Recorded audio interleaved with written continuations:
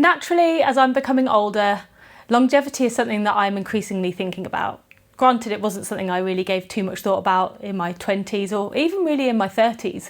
Everything was very much targeted about aesthetics and performance. And to some extent, that is still a focus of mine. However, as I'm getting older and as I'm seeing my children grow, this concept of longevity, which is thinking about not only lifespan, which is the length of years that you live, but also thinking about health span in terms of how functional those later years are, is something that's really important to me.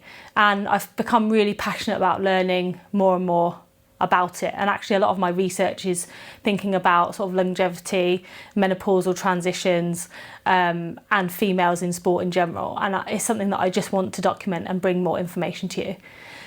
And this sort of health span is something that we control or can have control over. The research is very clear that there are some metrics that really correlate very strongly to this lifespan and health span. So we're going to talk about those in today's videos. And those things are increasing your aerobic fitness and increasing your muscular strength. The health and fitness industry can become really overwhelming sometimes. And sometimes we really feel like we've got to be pulled in certain directions. I definitely know that I was. I felt like I had to play a lot of team sports in my teens and early 20s, and that everything had to be about performance or competing with other people. After I had children, interestingly, my focus was very much on aesthetics. I felt like I had to prove to the world that I could get my body back. And I became very invested in, quite a lot of dieting and bodybuilding. And I'm not saying there's anything wrong with any of those things, there isn't. But when it comes to longevity, the science is very clear that combining aerobic fitness and strength training is pivotal in improving both lifespan and health span, rather than doing one of those things in isolation. And so what we're going to talk today about is this concept of hybrid training, which is also known as concurrent training, which is where in your training diet, so what you're doing regularly, we include both aerobic and strength training to really elevate your health and fitness. So I'm going to do lots of videos in the future, really deep diving into certain physiological concepts. But the pillars behind longevity, lifespan and health span really are this improvement of aerobic capacity and also improving our muscular strength. So this aerobic capacity, sometimes this maximal oxygen uptake, or VO2 max is sometimes how we term it, has a really clear relationship with longevity, i.e. the better your aerobic fitness, the longer you are going to live and the more functional those life years are going to be. And so this is a metric that all of us should really be trying to improve. And the good news is that it is trainable, and it is trainable from any age, and it doesn't matter where your baseline is. Naturally, some people are going to have a higher oxygen consumption than others based on their genetic history or how long they've been training their metabolism. But wherever you are in your fitness journey, it's something you can improve. And there are nuances around how to train for a high VO2 max, and I'll talk about that in another video. But the good news is that you can elevate your VO2 max by combining both moderate and high intensity aerobic exercise. And so this is something that you should really consider including in your regular training if it's not something that you're doing right now. Another thing that we should be looking to improve is muscular strength. And this is really important for all females, but particularly aging females. And this is because as we approach our sort of late 30s, 40s, we get this natural aging process, which is called sarcopenia. So it's natural muscle loss. And pretty much the only way to offset this is with strength training. And not just any strength training, this is where we are trying to maintain and preserve muscle mass or even grow muscle mass. And this requires us to have quite a bit of stress on the muscles and to be following this concept of progressive overload. And this is where following a structured training program is really important to make sure that we are having that, progressive overload with maybe some periods of deload in there. And so again, whilst we want to thinking about including aerobic fitness, we also want to be thinking about making sure that we're including strength training into our training diet. Strength training is very protective for injury, particularly like back pain, things like that, but it's also really protective for preserving bone mass.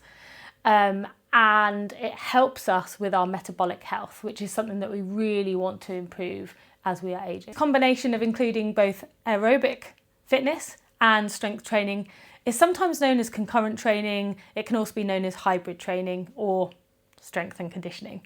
And essentially, I really want you to think about how much you're including of each and where we might be able to make tweaks into your sort of weekly and monthly training to include both. I don't want you to panic if you're not doing both right now. If you're a client of mine or somebody that's watching this video and you're panicking because you're thinking I'm only doing one, we do need to start somewhere. So when I first start training someone, I'm not going to throw everything at them. We do need to assess this on an individual basis. But it doesn't have to be like masses of volume. It doesn't have to be at the elite level. For example, 150 minutes a week of moderate cardiovascular exercise is recommended for heart health, and 2 strength training sessions of 30 to 40 minutes per week with weights that are going to stress you.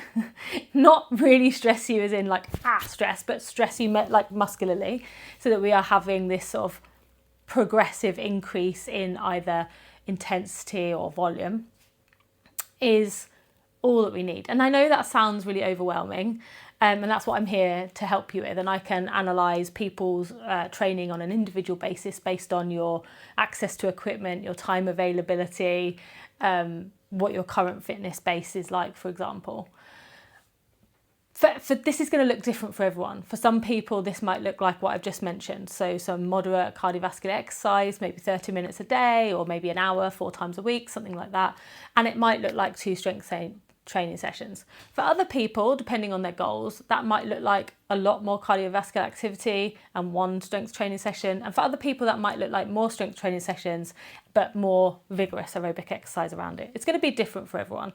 But the science is very clear that a combination of aerobic capacity or aerobic training and strength training is optimal for increasing your quality of life as you age. This kind of hybrid training is really good for women in midlife. Typically in our midlife, we are dealing with a whole host of things that we haven't had before. We might be at the peak of our career, our children might be teenagers. Like me, you might also have young ones and teenagers or just young ones. You might also be grandparents. You might be helping elderly family. There's so many things going on, and we're also navigating upcoming perimenopause, or we might be in menopause, or we might be in the post-menopause transition, who knows. But the thing is, we're navigating a lot. And the good news is this combination of aerobic training and strength training is really going to benefit our bone density, preserve our muscle mass, and it helps us with our confidence in our daily life, and it's really empowering for us. Combining aerobic and strength training really is a down payment on your later years, and it's not too late to start. There is clear research that suggests that people that start strength and cardiovascular training in their 60s and 70s and beyond really see improvements in aerobic capacity and muscle strength that help them be more functional in their later years and help them have more enjoyment in their later life. You've got to think about training now as a down payment for your later years. And that's what we do in the Empowered programme. We are thinking about aesthetics, performance, but we're also thinking about training for longevity. So if you want science-based, practical training that fits with your life, please have a look at what we offer within the Empowered programme. And if you've got any questions, please leave me a comment and I will make sure to get back to you.